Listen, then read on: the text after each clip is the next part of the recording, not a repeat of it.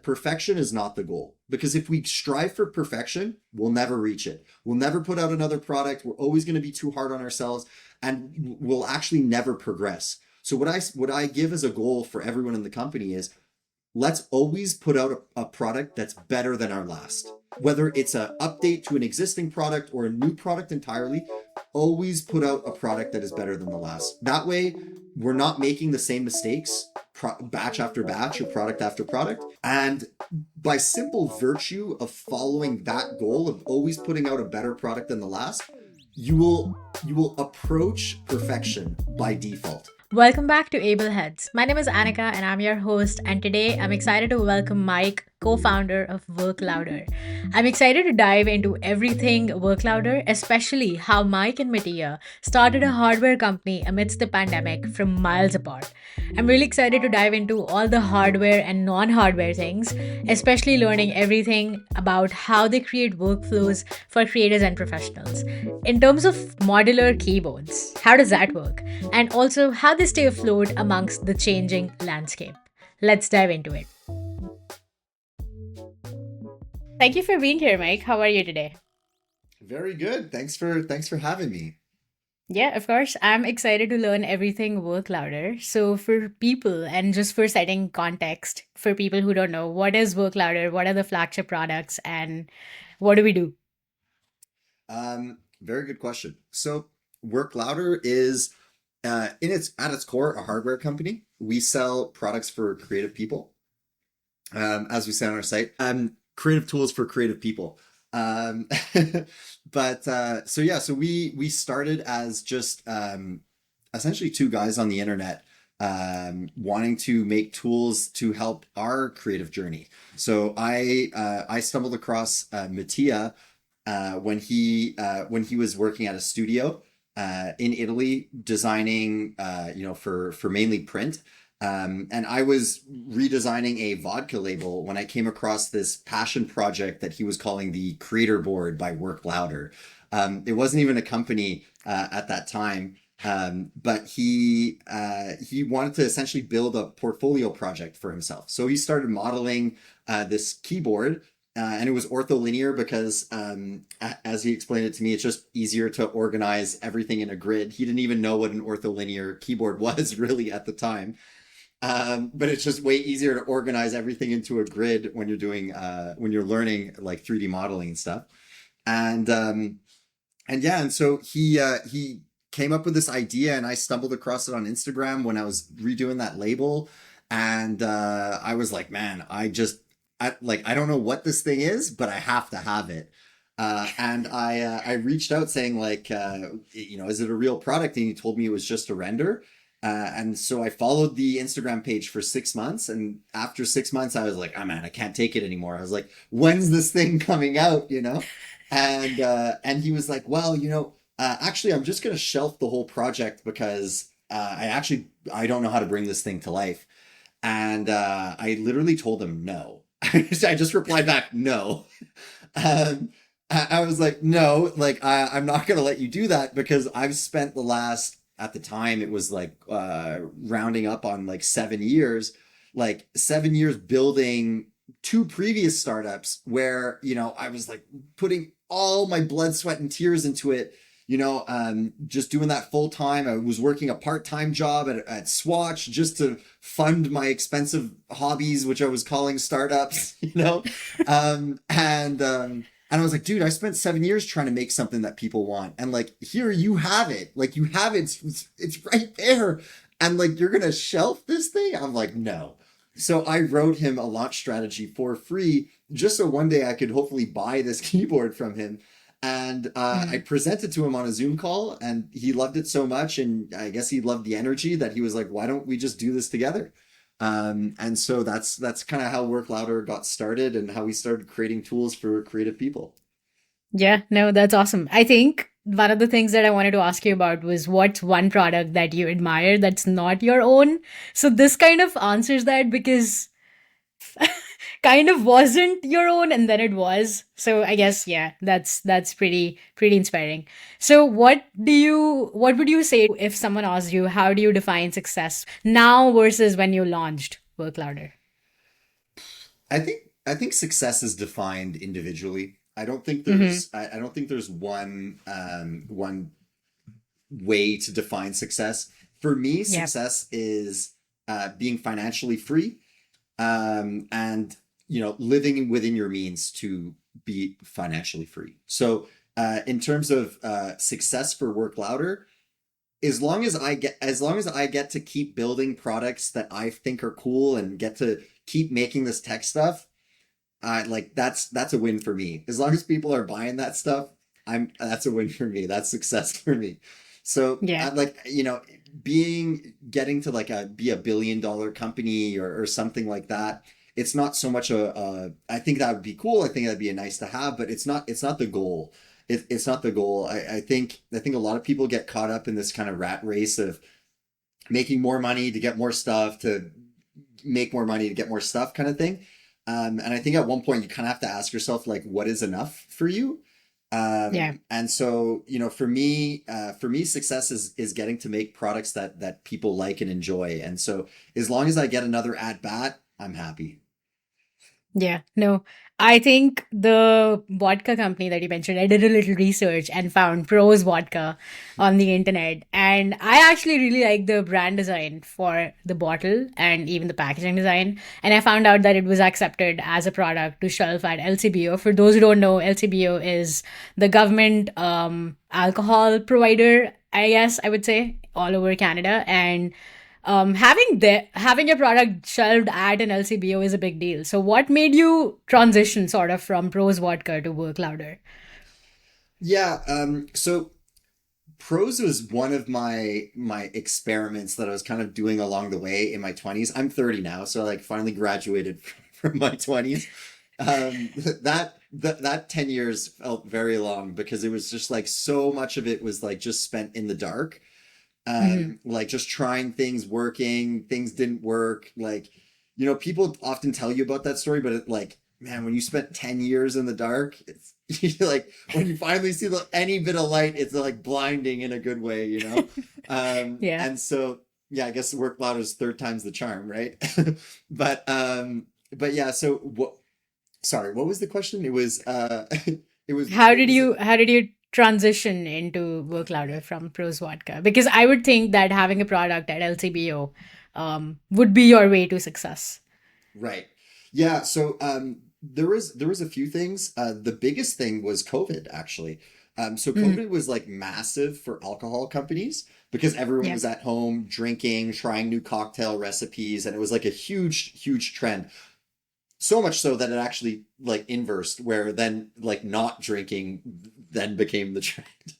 Um, but yeah, transitioning from pros into work louder was part I didn't actually like building an alcohol company. So I Hmm. liked building a company, and I liked building a product. I liked a lot of the aspects of being an entrepreneur. That's why I'm still an entrepreneur today. Yeah. But one, I didn't like contributing to a potentially negative aspect of people's lives. So I didn't like the thought that for sure there were some people out there that were alcoholics consuming my product, and I was contributing to their detriment, essentially. That didn't sit well with me morally. And then the other aspect is that it just became incrementally more and more difficult to make the company work. So I was just getting like many internal battles, like internal and external battles that were just saying pushing me to something that I just resonated with more strongly, and didn't have like, if I was going to have battles, I'd rather them be external than internal, right? So like I didn't want the moral conflict, like that seemed like an easy thing to get rid of. Yeah. And then everything else you could kind of figure out later. So with COVID, it became really hard to source bottles from China. We just couldn't do it anymore because they'd closed their borders. Um, and then we couldn't sell worldwide. So no matter how well we did our marketing, it was always a struggle to convince distributors to take us on. it was always red tape. There's like, I often would refer to, I would often refer to the company pros as literally the last one in line to make money from the product, even though we're the ones making and just and putting this product out and marketing this product essentially. So there was a lot of things that I didn't like about the business. And when I saw Mattia there with this product that, okay, maybe it wasn't real and I didn't know if it was going to work and I didn't have any Yeah. experience making hardware, I was like, man, that's like the dream come true to me. And so I just was like, man, I'll do anything to help you make that a reality. And like I said, when I originally started, it wasn't even to be involved in the company. It was just to own the product.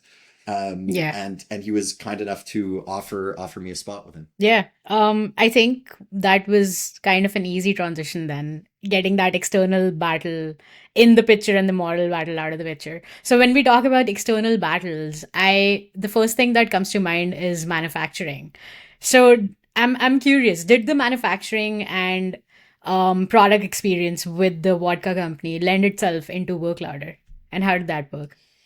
Yeah, not a whole lot, not a whole lot, but more than you would think. So, with the vodka company, I needed to source off the shelf products, right? So like I needed Hmm. to get like corks and labels, right? Like the label, okay, you have to design the label, but maybe the label's not a good example, but the bottle, right? Like even looking into molds for the bottle, like that kind of gave me a bit of an understanding, like, okay, like molds are expensive. They take time to Hmm. make. They're not easy to change, so all of like these things about like acquiring off the shelf products, acquiring semi custom products, acquiring fully custom components, let's call them, instead of products.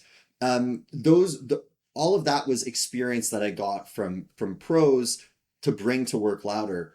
But incidentally, I think the biggest thing that I got from pros was not from manufacturing; it was from marketing. Um, Hmm. yeah. Anyways, that's not part of the question. But if you did have No, no, let's talk about it. Let's talk about the marketing experience too. I want to learn more. Yeah, so what people don't realize, so like you and I living in Canada, like we know like the government is where like you get your alcohol from if you want to buy Yeah. alcohol. Yeah. And so essentially when you're an owner of an alcohol product, you don't actually get to interact directly with the consumers, especially Mm. when it comes to like on a sales level. Because Yeah. essentially what you're doing is you're selling to the government and then the government is selling to the customers. And so it's very interesting because the marketing for that is extremely difficult then because your sales data is not owned by you. You don't have access to the sales data. And Yeah. so then your sales data can't inform properly your marketing data. And so, but you still need to market to the end customer without having any like so like like people got mad about like the iOS 14 update where they're like, oh, I can't track properly or whatever. Like Yeah. imagine that never being an option. Like tracking was never even an option for me over there. And Yeah. then there's all sorts of rules around advertising. Like obviously you can't advertise to minors, although we got in trouble like to advertise to minors just simply because we were posting on TikTok. Like there was some like I guess grandparents, I would assume, based on how they wrote Mm. the email, that actually filed a complaint to us to the government saying we were advertising to kids because we were marketing on TikTok, which was wild. I'm like, man, Yeah. like there's no adults on TikTok. But it just showed like, sometimes like when there's new marketing channels, like people don't understand the platform or the culture. So Yeah. like they took it as like, oh, we used the SpongeBob sound in our thing as marketing to kids, you know. So anyway, so like but that wasn't the main thing that we learned from pros with the marketing. It was actually storytelling. So we built this narrative of a small business in Canada making a world's first alcohol. So we were selling the world's first pink potato based vodka, made from purple sweet potatoes. And so we were crafting this story, and I was building it. I was building it with my sister on social media. She was the one that was helping me with this, and so we were like learning about TikTok trends and short form content, and like and creating campaigns on like all built within social, all organic. And it was just so powerful. And I was like, wow, like if only we had a product that we could just sell on the open market and not have to worry about regulation and who can distribute it and where you can sell it and how old you have to be to buy it, like, and then again, like not everyone can afford a $400 keyboard, but Yeah. if you wanted to, you could buy it whether you're in Montreal or in Tokyo, like you could buy it anywhere, right? Um, Yeah. so we took what we learned from pros and then applied it to Work Louder, and it was essentially the organic content strategy. Yeah, I love that. I feel like as someone who also does a bit of marketing, that is trends are always a thing, and just not just following them, but being one of the first few people doing it is important. Mhm. And I'm curious, speaking of trends, but also of the manufacturing process, what was Mhm. the first prototype like? I think I've read this somewhere that the first few thousand or few hundreds, I don't know, first few hundreds or thousands of the shells were supposed to be black, but they turned out gray. Let's talk about it. Right, right. Yeah, so those weren't our first ones, but it was our first big batch of creator boards that we Hmm. had ordered. And we had ordered it was about 120,000 US dollars worth of finished product that we had ordered for our Christmas sale. So we didn't know that if we were gonna be able to sell through it all, but we had actually pre-sold a good majority of it. Mm. And we the year before that was our first year in business, and so we had the timing all messed up, and so we missed the Christmas sale our first year. So our second year we're like, okay, we're gonna get this thing going, we're gonna have everything ready, and we're gonna have all our stock in stock for Christmas. Mm. And when we got these boards, the circuit boards, it wasn't the shell, it was the actual electronics themselves. Because for the creator board, Yep. this is the disassembled circuit board for the creator board. I mean, it has the keycaps on it, but it's like unplugged and stuff. But you can see, like, this is literally the product. Like, this is Yeah. quite literally the product. I mean, missing the base and all the other smaller stuff to it, but like this is Yeah. actually what you see. And so it was this component. So this one's actually black and it appears black. Yeah. And so it was this board that was supposed to be black, but came out to be like an ashy gray. And Mm. I remember it was like you couldn't have gotten the timing like better and worse, in the sense that, like, it was like a few weeks prior to us receiving these boards. I was telling Mattia, I was like, man, like, you living in Italy, like, you really don't see the nitty gritty problems that end up coming to us to deal with, but like I just handle them, like being the one that has to Yeah. build and assemble and ship all these products out. Like, you don't see a lot of this stuff, and I'm like, man, it'd be cool one day, like, if like you could actually see that, so like we could manage this together, right? And then like I actually invited Mattia to Canada to like stay at my place for a little while. And then, wouldn't you know it, the first shipment, the first anything that we receive while we're both in the same city is this whole batch of gray circuit boards. And I'm like, I remember he was sitting on the couch and I walked in. I'm like, dude, you're not gonna believe this. I'm like, you remember how we were talking about like the problems that can occur? I'm like, look, I'm like, I actually don't know what to do. Like, look what they did. They sent us this. We ordered this. I'm like, we're Yeah. actually screwed. And so yeah, so we essentially, it was just hilarious because he was both in town and dealing with this with me. But it was actually my wife that gave me the idea to, like, essentially deem it as a limited edition. She's like, don't, like, people do this kind of thing in like the sneaker world or whatever, where like, they'll Yeah. they'll come up with like a limited edition colorway and they'll sell it. She's like, why don't you just make it a limited edition? And I Mm. was just like, man, like, you know what? I really don't want to have to refund everyone their orders for this. I'm like, why don't I just ask them? I'm like, if I did call it a limited edition, included some extra stuff, Mm. like change the positioning of it online a little bit, and then put that out to the audience, like, what would they say about that?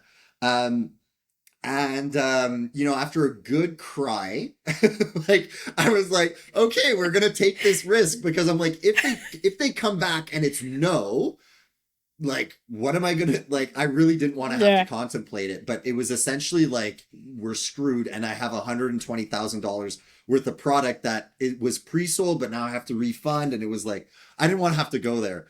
Thankfully, we didn't have to go there because 94% of backers ended up deciding to take the Fallout edition instead of Mm. the stock Black edition. And I called it Fallout because it just literally felt like somebody dropped a bomb, Yeah. dropped a bomb on us, and we were dealing with the fallout. Not to mention it was ashy and kind of looked like like Yeah. Fallout, Yeah. Yeah. like Fallout. Yeah. No. So that's how we ended up dealing with that, and it worked out great. People loved it. I mean, the product worked as advertised. It was just a different color, right?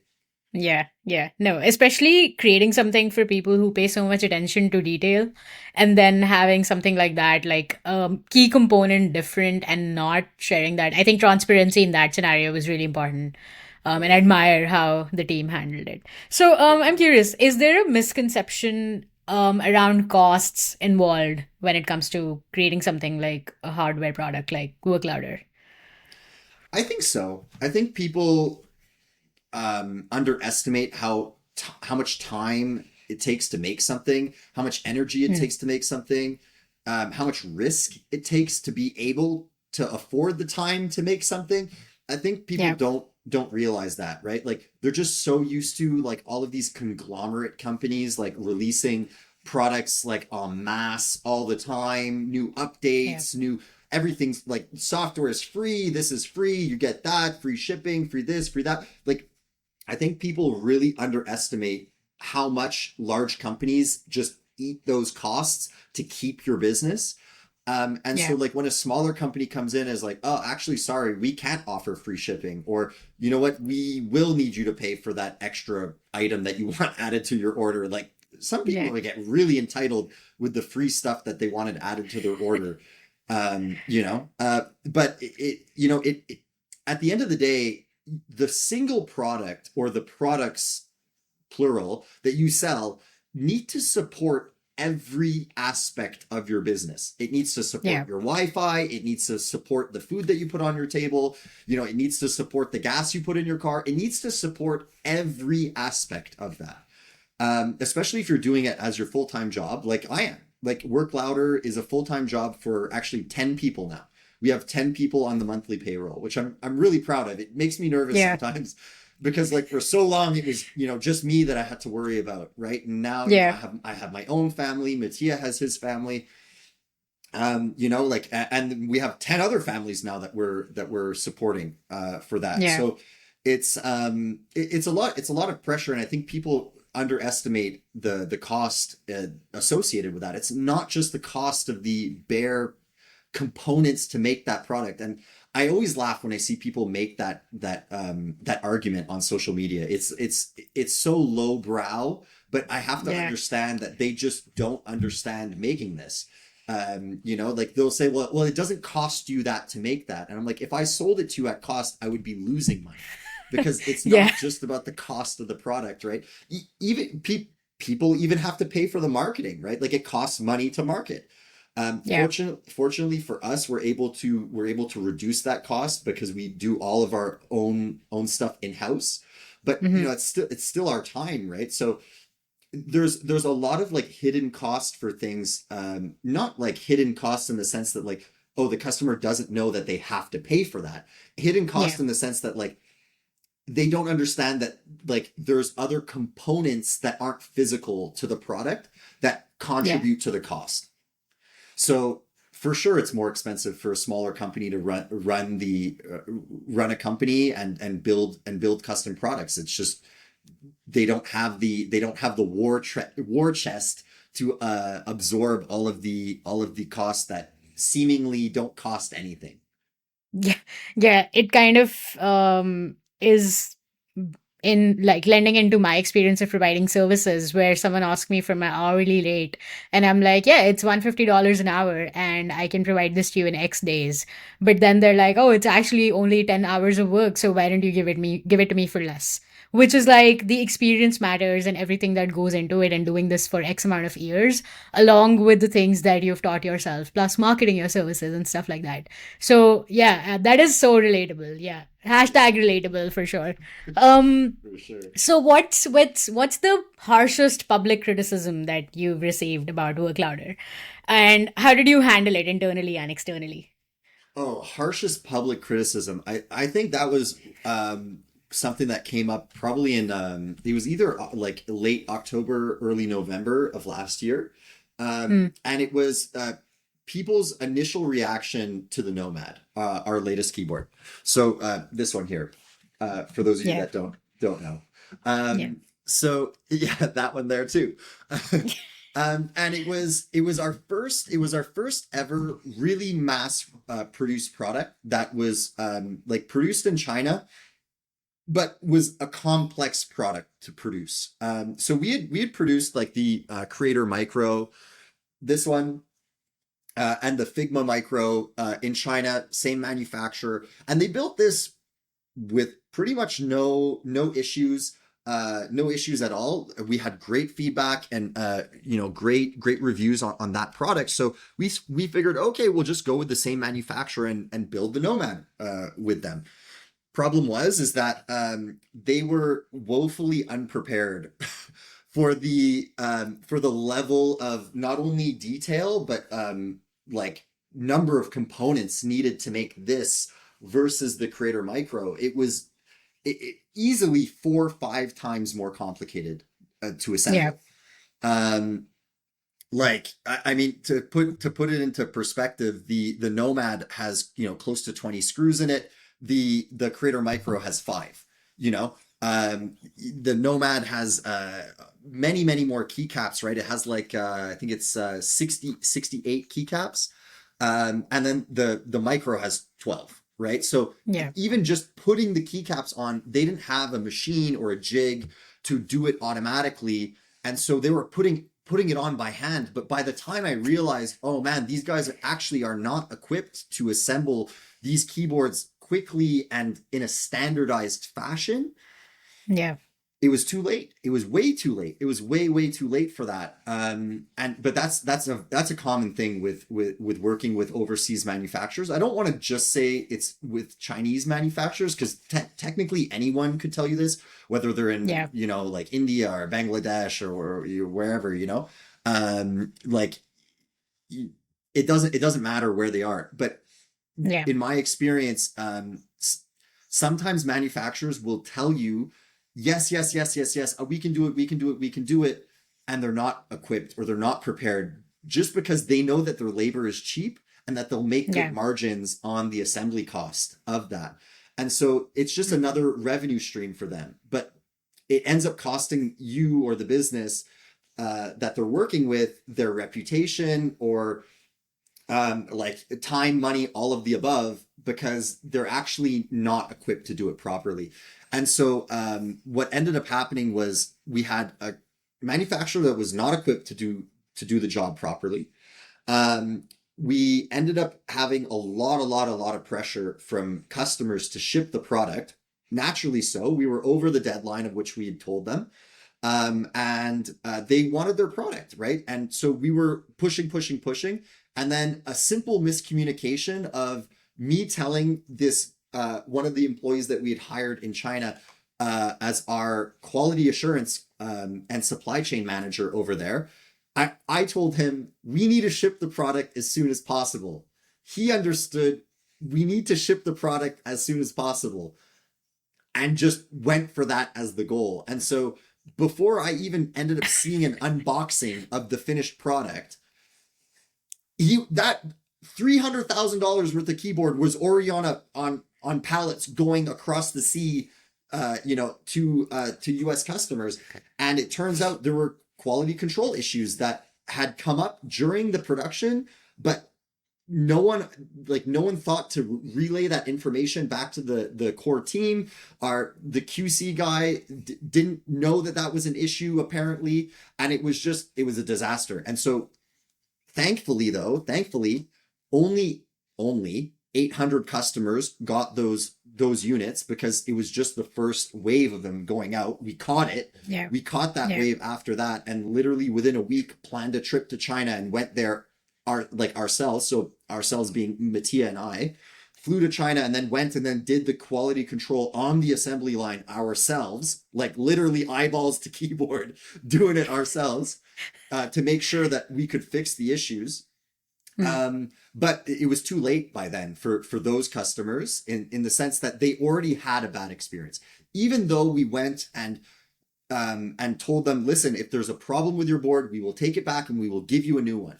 We will give you a new one. We will do everything in our power to make it right. They just Reddit dragged us through the mud on that. They had a field day. I mean, they were going as far to go and drag things that my dad had done 8 years ago in a pharmaceutical industry and saying like, oh, I guess it runs in the family. Like it had absolutely nothing to do with what I was doing with the product that went out. And they were literally looking for every single angle to try to just drag Work Louder and my name through the mud. And even when I went and replied to the comments on the post saying, if you have a problem with your board, no problem, we will take it back and we won't refurbish it for you. We will give you a new one, and doing everything in our power to right the wrong that was done. But that was definitely the harshest criticism that we ever came across. And it was hard. It was hard because of the ad hominem attacks that they were doing on me personally. We had people going like as far as to create AI generated videos and just spam them online to try to dirt and sully our name. Like it was so malicious and punitive. Like it was beyond punitive. Like it was slander. Because a lot of what they were saying actually didn't happen to the majority of customers, even within the 800, to call out something specifically, they were saying like, oh, look, this display is crooked within the thing, right? It was like, oh, it was off by like maybe a 2 millimeters or something like that. And they're like, oh yeah, look, all the displays are off. There were maybe out of 800, 5 that had a display that was off like that. And again, it wasn't like the product was broken. It just needed to be opened and realigned, right? Again, I understand you paid good money for a product. You want it to work as expected, but blowing the amount of QC issues of a specific thing out of proportion was, again, it felt overly punitive and unjust, especially because I knew the customer that was put like that had these issues, and the customer that was complaining didn't even have that issue. So I'm like, why are you complaining about other people's issues that you don't even have? So, anyways. Yeah, I guess it all blows out of proportion when things get personal, and the internet will internet and the people will people. So I guess my take to that is, how do you deal with negative reviews or the internet like that personally? I think it starts with taking accountability. You need to own the mistake. Listen, we messed up. Whether it was an employee's mistake or my mistake, it doesn't matter. It's Work Louder's mistake, and Work Louder shipped a product that wasn't up to par. And thankfully, after our trip to China, we were able to fix those. And so the other thousands of customers that did order got the product without those issues. I think it's just important to understand that there were so many factors that were just skipped. Like this was the first ever like mass produced keyboard that we were making. We had literally never made a mold of this size, but like there were so many firsts for us. It was just it was almost unreasonable to expect that there was going to be no problems, right? But I think it starts by taking accountability and then resolving it quickly. So that's what we did. It was within a week. We booked a trip to China for 10 days. We went and spent 10 days in China, fixed all the problems, redid the standard operating procedures for the manufacturers, and fixed all of those issues, and then continued to work on, for instance, the software to optimize the optimize the actual mapping software for the keyboard. We continued to optimize the firmware, gave almost a 50% increase in battery life by optimizing the firmware, and just continuously took feedback from the community to improve the product. It's about about taking accountability and then being present, right? It's like I said, like I think there's too many people that launched products and then disappeared because they couldn't take the heat, or they didn't love what they were doing enough. And I mean it when I say, like, I really want to, as long as you guys give me another at bat, I will do my best to make sure it's better than the previous product that we put out. And that's what I tell everyone at Work Louder. I'm like, I tell them that even internally, externally, I tell them that perfection is not the goal, because if we strive for perfection, we'll never reach it. We'll never put out another product. We're always going to be too hard on ourselves, and we'll actually never progress. So what I give as a goal for everyone in the company is, let's always put out a product that's better than our last. Whether it's an update to an existing product or a new product entirely, always put out a product that is better than the last. That way, we're not making the same mistakes batch after batch or product after product. And by simple virtue of following that goal of always putting out a better product than the last, you will approach perfection by default. And so that's the best I can do for leading our company to create perfect products, is just put out a better product than our last. And because we're here for the long run, we will eventually approach that top level of perfection, and put out eventually a perfect product. Yeah, no, I appreciate your transparency and accountability aspect of things too, because I feel like that's one of the things that people almost sort of forget when it comes to running a small business or getting something from a small business. Because, like you mentioned, there's so many external costs involved and factors involved. Like, even if I'm shipping a sticker or like a sticker pack, I have to think about printing a label, I have to think about envelopes, I have to think about going to the post office and scheduling my time for that, and sending it worldwide is definitely more costs involved.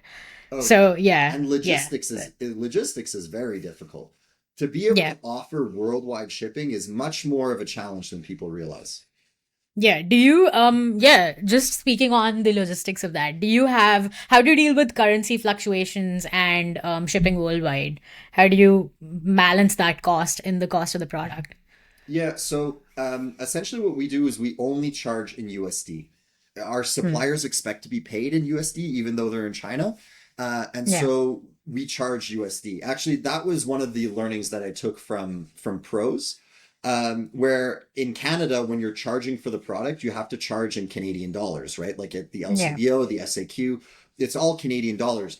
And so what was really annoying for me was we were getting paid in Canadian dollars, but we had to pay our suppliers in USD. So I was not only getting paid in a lesser currency, but I was also having Hmm. to pay to do the exchange, like the actual spread on that, to convert it to USD and then pay them. So it was just so frustrating, so annoying, like just losing money at every turn. Um, Yeah. so with Work Louder, we just say, no, like we don't want to have to deal, like when you deal with multiple currencies, then your accountant has to deal with multiple currencies. You have to deal with the exchange rates on all of that. It's rare that you can get like a good exchange rate on all the currencies, like easily. Like for instance, we use a service in Canada where we get really good exchange rates from US to Canadian, but they Hmm. don't offer any kind of other super good exchange rates like that. It's just US to CAD. So like if I was charging in euros, I'd be losing 4% on the exchange rate, right? So there's things that you can do within your startup that can just not only make your life easier, but also make you more profitable. And Yeah. that's just one of them. Just keeping your currency like standard. The US dollar is the like global standard for international trade, and so we just rely on that being the standard, and we just go from there. Yeah. No, you want to tell me about the service for USD and CAD, because I work with a lot of US clients and I need that secret juice Yeah, in there.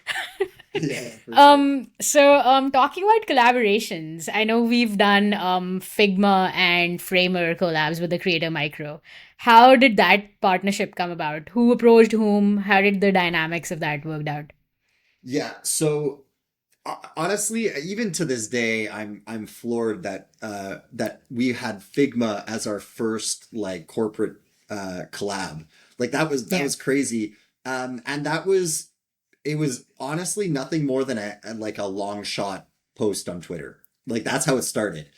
I told Mattia, I was like, I just remembered like one day, you know, like when you don't have really anything going on, like you can really afford to dream and dream big and just like Mm. send it on that. You know what I mean? Because like you have nothing else going on anyways, you know what I mean? Yeah. So Yeah. so I remember we were sitting on one of our video calls and I was like, Mattia, who would be like in your mind, like who would be like the best collaborating partner that we could think of? Like, who would be the biggest, best one that we could think of?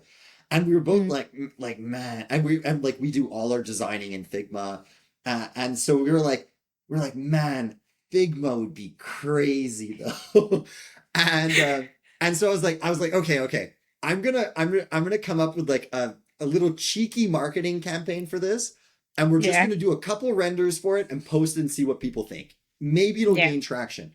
And so I remember this like this trick that I heard a while ago in sales, right? Like when you're trying to get people to agree to you or something, like go to their website or anything that they've written and then use verbiage from their own material, right? And Yeah. so at the time, like Figma's like slogan that they were really pushing really hard was nothing great is made alone. And Mm. so we did this render of the Figma Creator Micro, and this like we even did an animated version. We didn't even need the animated version actually, and we posted it on Twitter saying, "Nothing great is made alone. So what do you say?" And then tagged Figma, and Yeah. it didn't pop off initially within Figma, but a couple of like their project managers or like I guess like people like had power in the company but not necessarily Mm. like C-suite or anything saw that and really liked it. And Mm. one guy his name's Rob By. um he saw it and he absolutely loved it, and he was already in our community. He didn't Mm. own, I think he only owned a key set from us actually. He didn't even own a Creator Micro, but he just immediately resonated with that. He's like, dude, we need to make this real. And I was like, awesome. How? And he's like, well, I'm a project manager here. Like, I could maybe talk to some people and get this thing going. And it was like pretty quick after we were like on a call with the creative director at Figma, and like that was surreal. I was like, oh my god, like that's so cool. Like the Yeah. creative director at Figma, like wow. And like everything was going like really well. It was like we were striking while the iron was hot kind of thing. They were like really gun ho about it, and then the Adobe acquisition came to the forefront, and Yeah. everything went onto the back burner because like that was number one priority for like everyone at Figma, right? Like they Yeah. all want, like a lot of people wanted that to go through. And then so like the trail went cold for almost a year and a half, or like at least a year. And then it was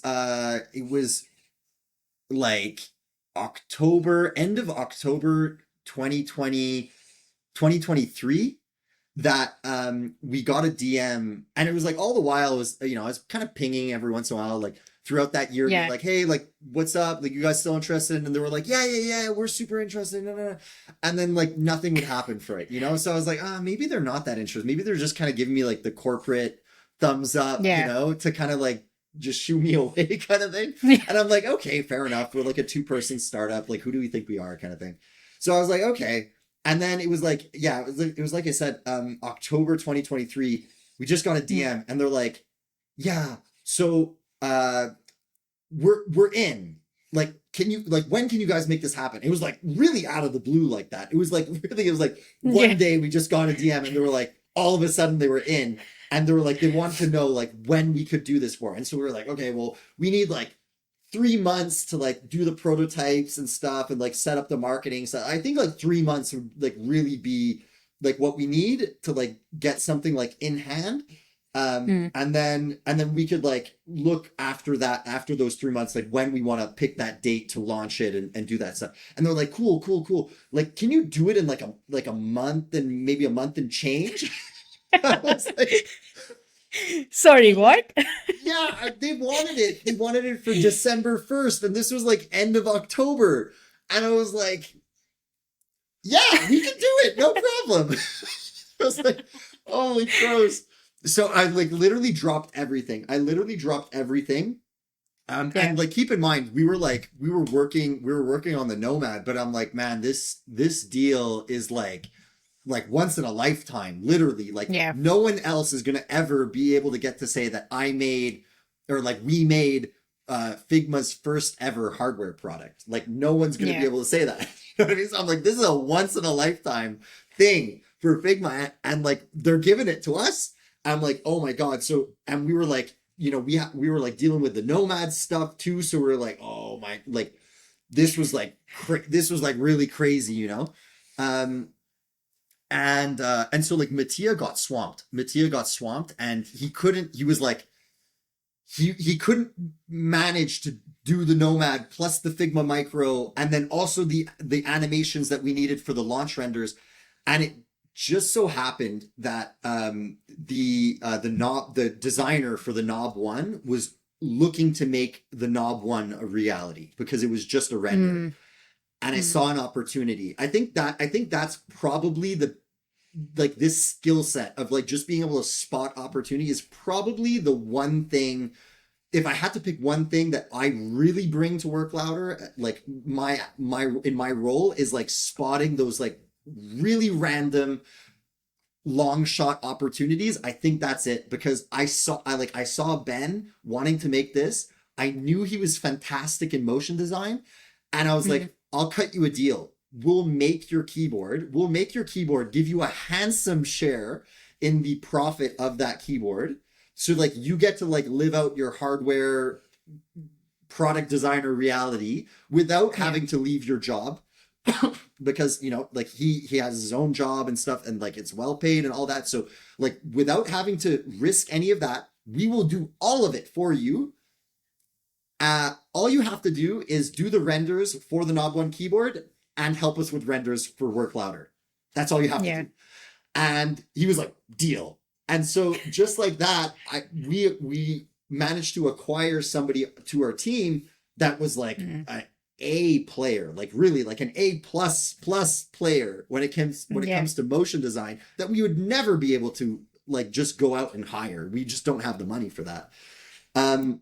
We got him on our team to help us with that, and it couldn't have come at better timing, because Mattia was not going to be able to swing all of it. Like something was going to drop, and we couldn't afford to drop any of it. Not the Nomad, because we had already thousands of customers that had paid for that. The Figma Micro was like a once in a lifetime deal. We're like, no, we can't drop any of this. And so Ben came through, created fantastic motion work for this collab. Because we were essentially just reskinning the original Creator Micro that people already loved. It was just a matter of picking the right Pantones and then doing the right like color matching, which is way more difficult than it sounds, because it's like it can go back and forth with the manufacturer, and that can take weeks and weeks and weeks to do. But we got super lucky just with our experience of like understanding, like working with that manufacturer, and like understanding like, you know, like how they work with colors. Picked our colors, got the samples back, got him on the first try, which is like never happens. Wow. Yeah.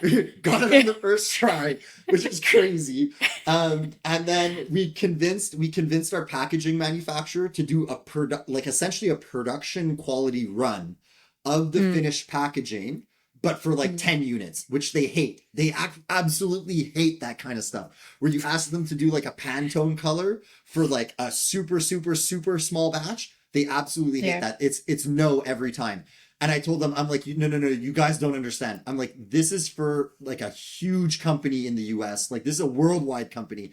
I sent them the thing. I'm like, look, this is Figma we're talking about. I'm like, this is a big deal to get to make this product. I'm like, you guys have to do this for us. I begged them. And they're like, okay, fine, like we'll do it for you. And so it literally within a month we produced. I think they had ordered.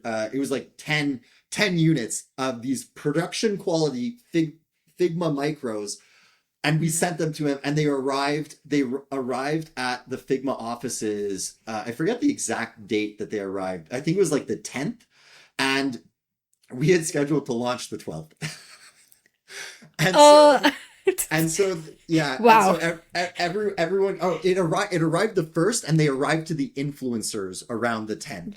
And so the Mm. influencers were able to quickly make some videos and stuff about it and then post, and it was a slam dunk. It was like it went super viral on social, like pretty much all of the major media outlets covered it. We were in Verge. I don't think we were in Forbes, but we were in like a ton of media outlets.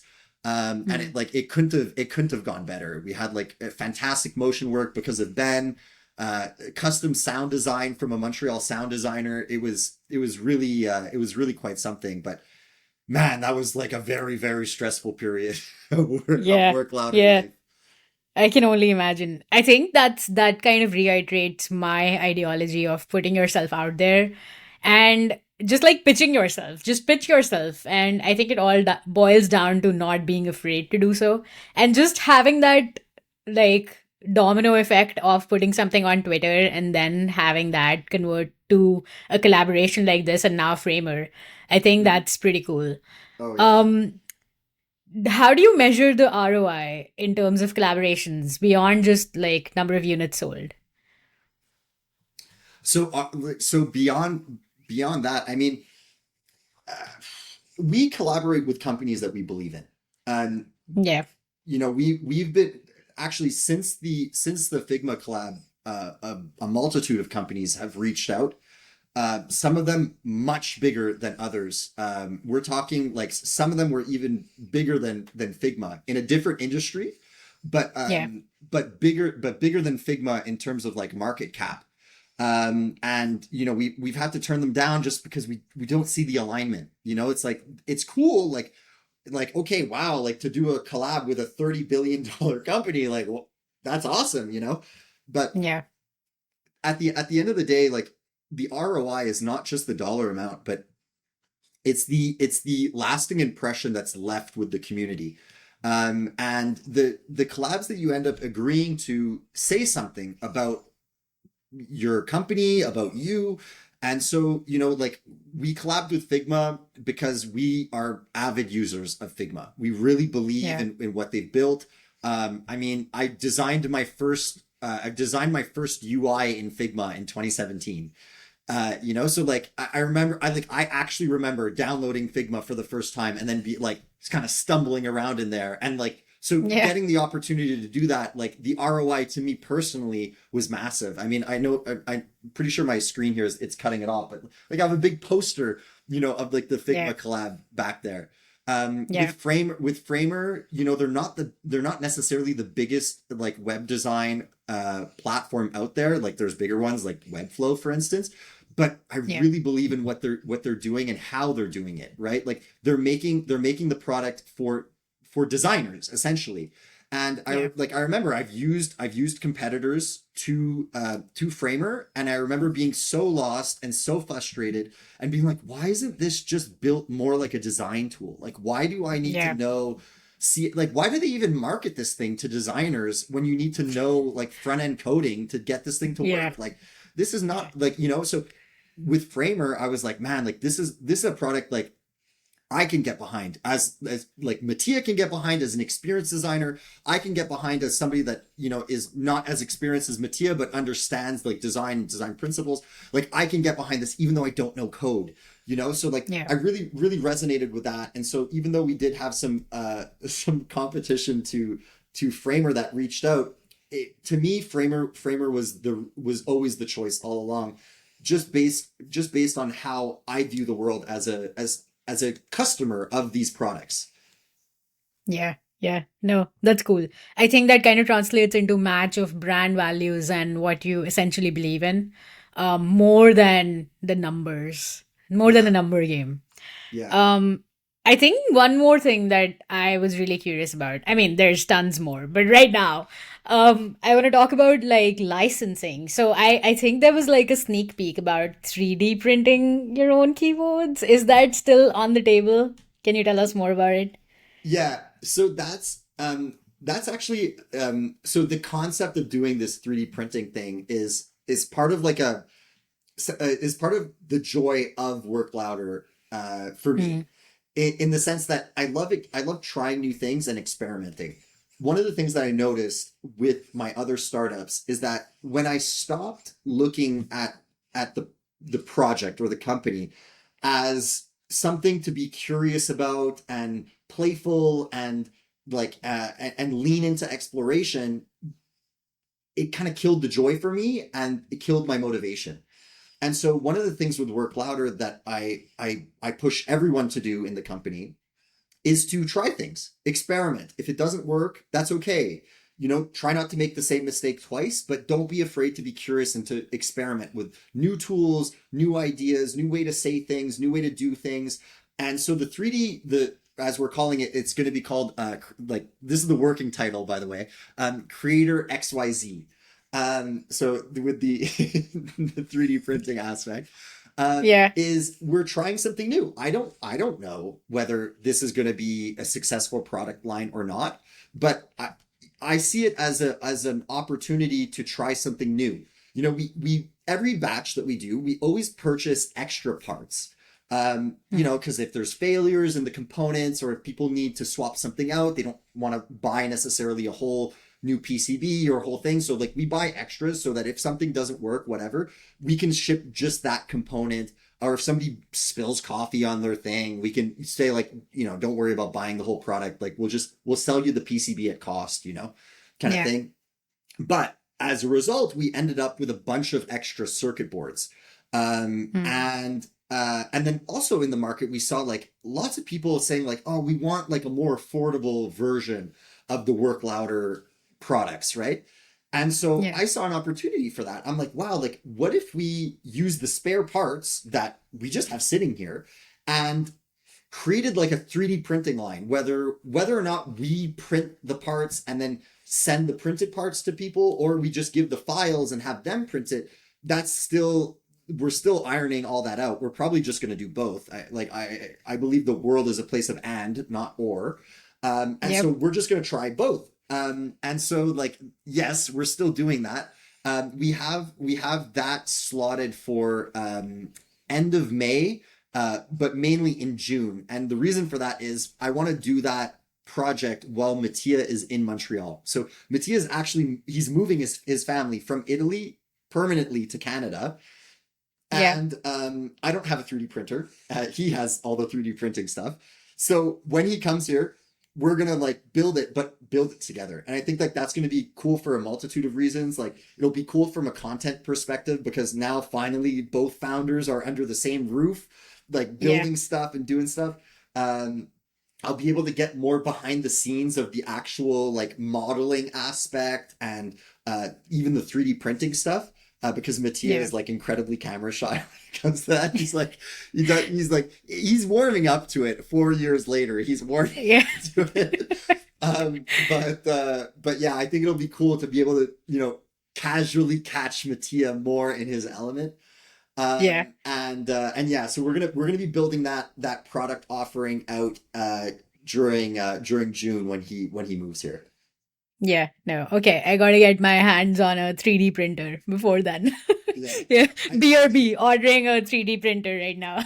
Yeah, I'm really excited about it for two reasons. One, that the whole product line is an experiment, but then Yeah. within the product line, even like how we're going to be printing like the actual cases, like how are we going to make it feel more quality than just like a 3D printed thing, right? So like for instance, so like the actual print, we're going to be changing the nozzle to get like a really thick like layers of plastic to like really exaggerate that so it almost going to look like little bubbles along the side, and then Yeah. for like the weight we're going to add steel balls in on the inside to give it that finished weight and feel, Yeah. we're gonna experiment with different filaments, all that. So I'm really excited to try all this out because it's really what I love.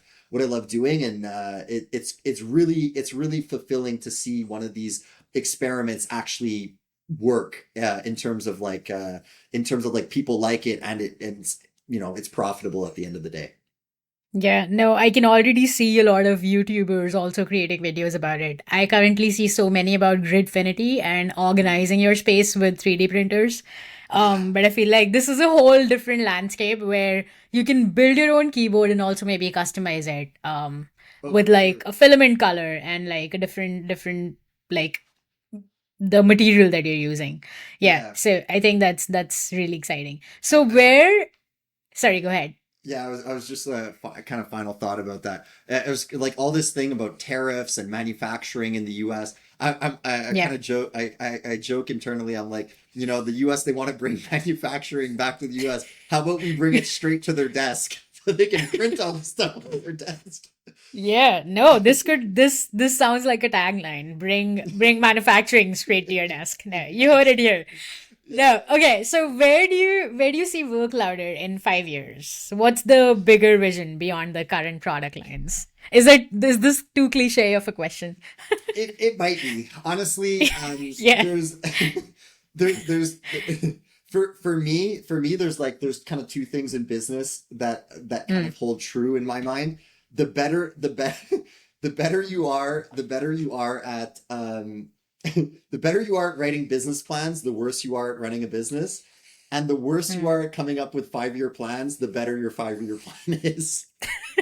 Because at the end of the day, when you're operating a company, it's so Mm, chaotic, there's so much flux, that if you aren't flexible with your vision, with not so much your vision, because the vision sets the goal, but if you're not yeah, flexible of how you get there, then you yeah. might actually end up missing your whole goal and vision entirely because you're so fixated on following a plan.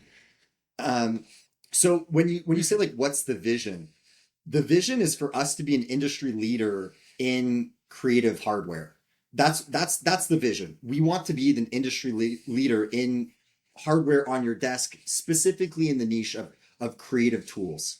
It's just something that we feel passionate about. It's something that affects our daily lives. I've One of the common themes in all of the businesses that I've started is I always start the business around like my own itch. So like it's like that's kind of like the startup term of saying like solve a problem that you have. Scratch yeah, your own itch. And yeah, then it also keeps me very accountable because I'm like, if it's not useful, or it's not, if there's a bug or a problem with it, I'm going to be painfully aware of that. And so yeah, my goal is to, like, one of my goals is to be an extreme advocate for the end user. Like even when it comes to like beta testing software, I tell Mattia and Davide, I mean, I told them today on the call because we have calls every Tuesday and Friday.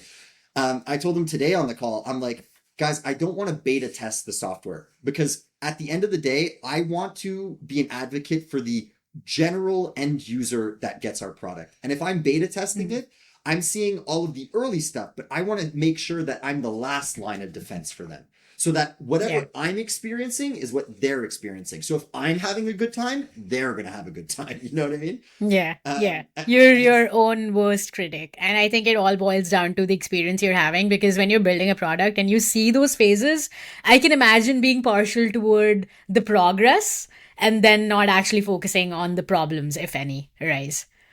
like I don't necessarily expect the CEO of Logitech to only use Logitech products, even though Yeah, with their product offering, he or she probably could. But for small companies, it's like almost completely it's almost completely unreasonable for the founders not to be using their own products. Like they yeah, should be, yeah, because how else are they realistically going to stay in such close proximity with the problems or the pain points that the users are facing? yeah. So that's why I always like to build products for problems that I have, because I'm like, that it naturally aligns with what I believe founders should be doing for their customers and for their product line. Yeah, no, that's awesome. I think that brings us to a close, just being mindful of your time and everyone else's as well. But for our listeners, what would be one actionable step that they could take towards building their own hardware company? Building their own hardware company, I would say find a problem that you have and try to build something that solves that. Whether it's a keyboard, whether it's a bottle opener, or whether it's a mount for something, if you have Yeah. that problem, there's a good chance there's a couple 100,000 other people, if not millions, that also have that problem. So Yeah. that's what I would say. Solve a problem that you have. Yeah. Well, thank you so much, Mike. This was awesome. I loved your transparency and authenticity in your conversation and just being mindful of the community. And I love learning from founders of small businesses. So I think this was a very pleasant conversation for me. And I loved having you. Well, thanks for having me, Anika. I appreciate it. Thank you for tuning into Able Heads. I love this conversation with Mike from Work Louder, and I think it was so cool to learn from his authentic experience, learning from manufacturing, the defects, what you can do to market yourself as a hardware startup, and how a tweet on Twitter or X turned into a collaboration with Figma and resulted in Creator Micro. If you haven't checked out Work Louder yet, make sure to do so from the links in the show notes. And if you wanted to listen to the podcast and listen to more such stories with founders and creators who are creating on their own terms, make sure to subscribe to the podcast everywhere you listen to the podcast. Thank you so much for tuning in. My name is Anika, and I will see you another time.